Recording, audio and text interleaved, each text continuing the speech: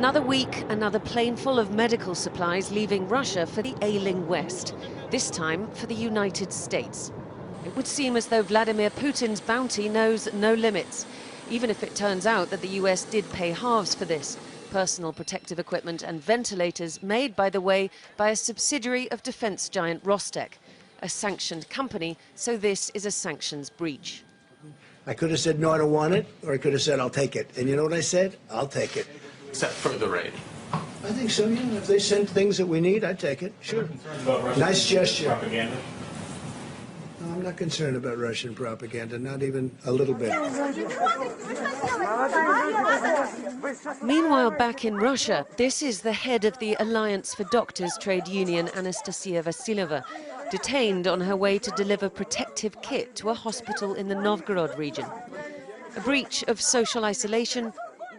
Or was it because she'd been so outspoken about what she calls the Kremlin's lies, as she was to us before her arrest? Nuclear-capable missiles, but no hospitals. Медицина в стране ужасна. Просто у нас нет больниц, нет персонала, нет медицинской промышленности никакой. Естественно, это невыгодно властям сказать, вот у нас коронавирус, смотрите, сколько у нас человек умерло. Это будет свидетельствовать о том, что они, власти, президент Путин, довел страну до такого состояния, когда у нас смертность будет в несколько раз выше, чем в развитых странах, потому что состояние медицины у нас ужасное, у нас ничего нет, к сожалению. Vladimir Putin has extended the lockdown till the end of the month. It's tougher than the UK. You can't go out for an hour's exercise a day. If you're found to have broken the rules, you'll be fined, even jailed for up to 7 years if you end up infecting others. Though it's only Chechnya which enforces the rules like this.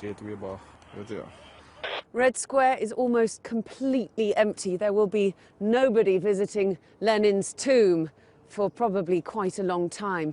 And as this virus spreads to almost every Russian region with community transmission in half of those, you get the impression that Vladimir Putin is more interested in the political point scoring than he is in the actual public health implications of all of this, leaving it up to his underlings to actually try and contain the spread. In regions like Komi, that's not working.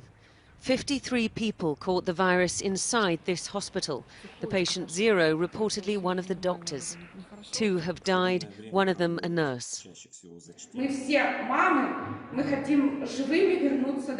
We are all mothers. We want to get home alive, these women say. They're quarantined inside the hospital and they're scared they'll all catch it.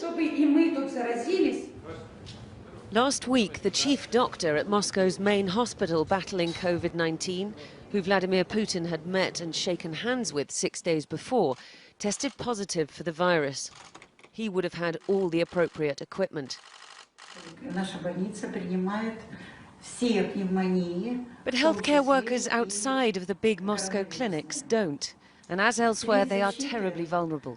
Here in St. Petersburg, they are begging for the protective kit to keep them safe, to treat patients with COVID-19. As he dispatches more planes packed with medical supplies abroad, the latest batch to Serbia, they hope their leader is listening to the growing alarm of his